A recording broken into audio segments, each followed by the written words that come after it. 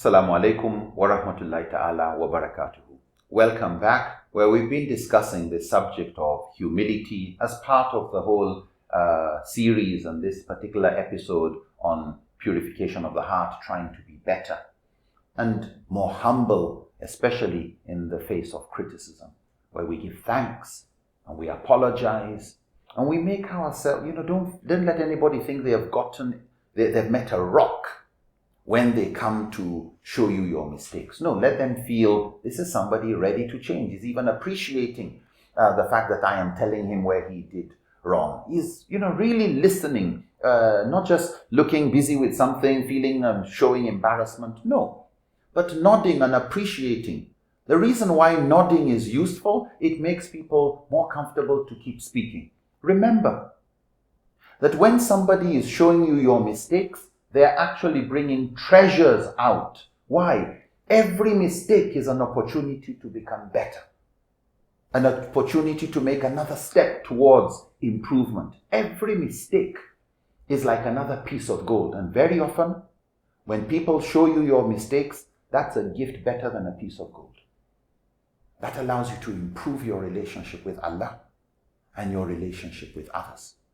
It helps you with your own peace of mind, your own peace of conscience. Don't get angry.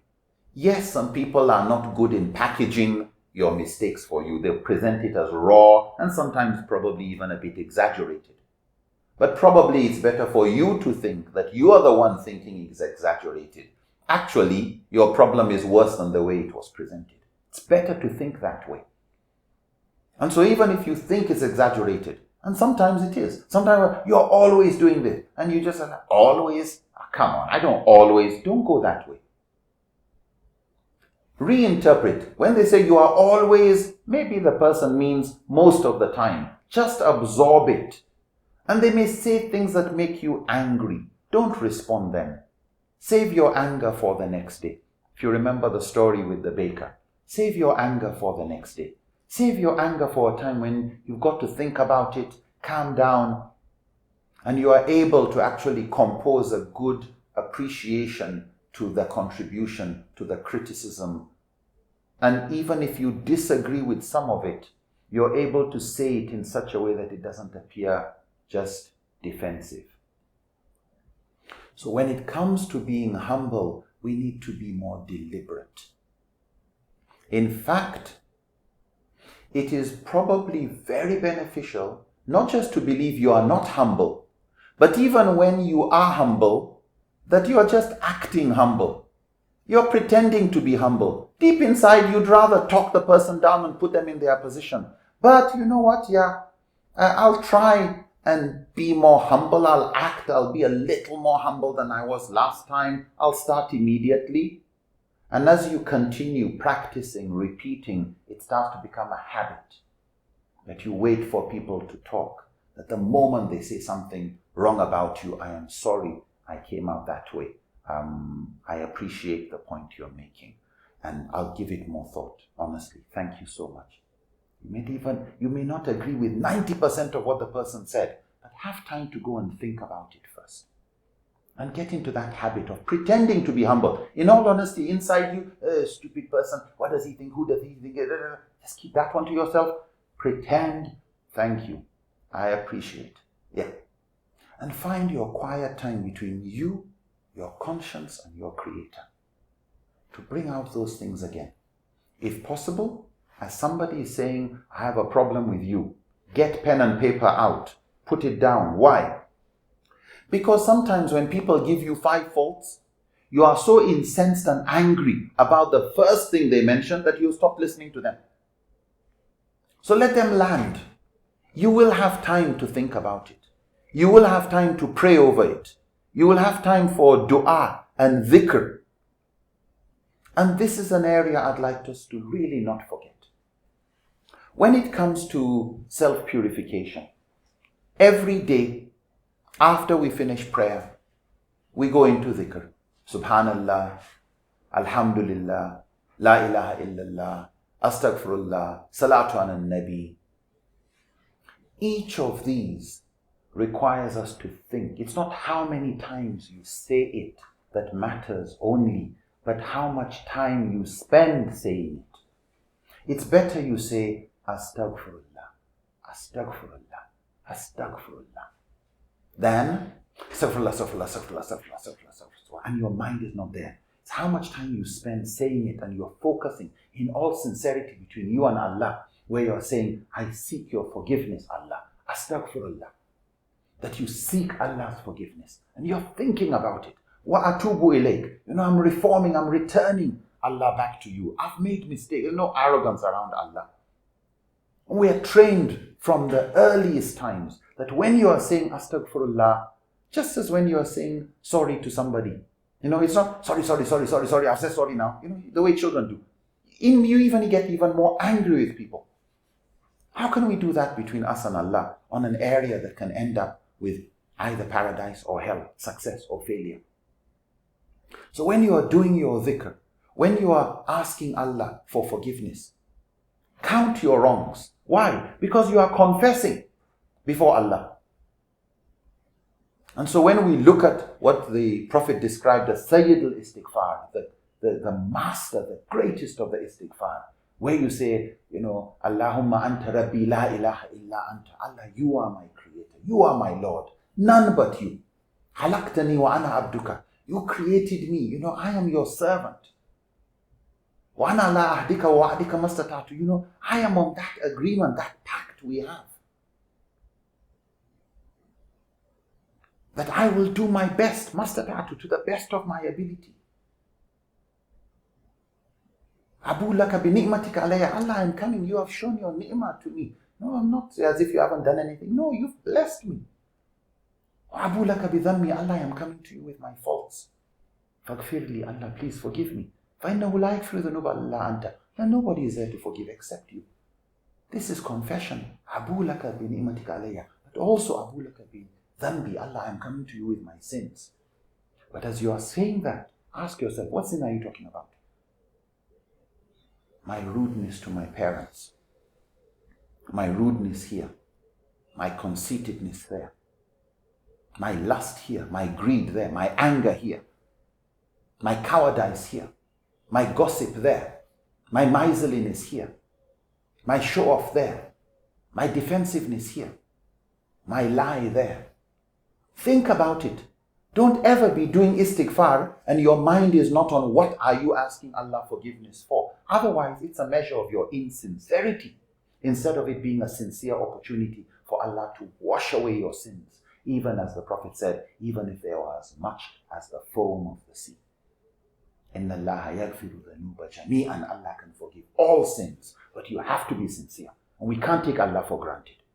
He will forgive. Is it not just to do 100 this day? The Prophet used to do 100 every day. I'll do 500 every day. No. What sincerity?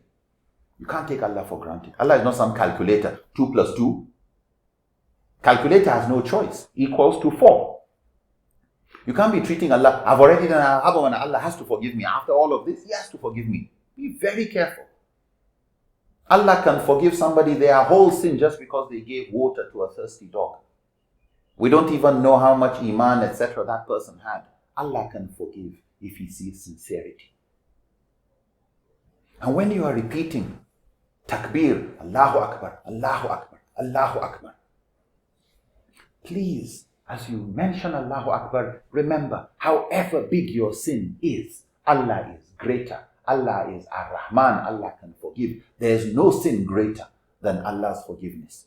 In fact, any teacher, I can't even use the word scholar, anybody who is a Muslim who tries to make you believe that there is something wrong you did that is so great that Allah will never forgive you, that person doesn't know Allah well enough. So never give up on Allah. La taqnatu min rahmatillah. Allah says, never lose hope, despair of Allah's rahmah, of Allah's mercy. And you do subhanallah and alhamdulillah. Glory be to Allah and thanks to Allah, and count your blessings. Many of us think, what has Allah done? How was your day? My day was terrible. You didn't do enough alhamdulillah to count your blessings. You are guilty of not being grateful for every breath you have taken. You're guilty of not being grateful enough for the health, the friends, the family, the food, the intellect, the network, the work, the job, the fresh air, the time, the family, the everything Allah has given you. Just because one thing happened, you start defining your whole day. Today was terrible. Why? Because of, you forget the remaining hours. You forget the fact that you woke up even today healthy. Or even if you woke up sick, that you woke up that sick or not even sicker. So count your blessings. Because that will help you appreciate Abu laka bin imatika alayya, where you are coming to Allah, making it clear, Allah, you have been good to me. No hiding is not about, why should I say sorry to you? You haven't done this to me. No, count your blessings. And La ilaha illallah. Repeat, La ilaha illallah. La ilaha illallah. Why? Don't let your ego be your new God. We all have identities. I'm a man. I'm Nupe. I'm Muslim. I'm a Nigerite. I'm a Nigerian. I'm this. I'm that. I'm into education. I'm a teacher. I'm a businessman. I'm a this. I'm a that. I'm older. I'm no more with youth. I'm this. I am that. And with this generation, I know the following people. I studied this. I've got this title. We have so many identities as human beings. The tendency is that we are so hooked on a particular identity to the extent that it overrides the identity of you being a Muslim, a submitter to Allah, a servant of Allah. And instead of making your servitude to Allah the overriding identity, many identities we don't choose. You don't choose where you were born, you don't choose who your parents are, you don't choose so many things about yourself. But you choose whether you will submit to Allah or whether you submit to your tribe, or whether you submit to your family, or whether you submit to your ego or some other form of shirk, some other thing that you are putting above submission to the will of Allah. And so you find people fighting in the name of tribe, fighting in the name of religion, fighting in the name of things. And when you look in, God has nothing to do with it. There's no justice, there's no compassion, there's no sincerity, there's no concern for truth, there's no concern for justice or peace. So let's be really careful about how we manage our identities, because sometimes we manage identities in the form of idolatry, that our identity becomes our new form of idol worship. That because I am Nupe ethnically or by tribe, you start to worship everything Nupe, and everything about Nupes is better than others and all of that. That is idol worship. It's asabiya. It's a trait and quality of jahiliyyah, the Prophet said. So as we come to a conclusion here, let us spend quality time with Allah when we are praying. Let us take curiosity, sincerity, commitment to being better. And may Allah help us in being better human beings. Wassalamu alaikum. Until next time, inshallah. Wa rahmatullahi wa barakatuh. I'm Nuruddin Lemu, Director of the Dawah Institute of Nigeria. May Allah make us meet again. Assalamu alaikum.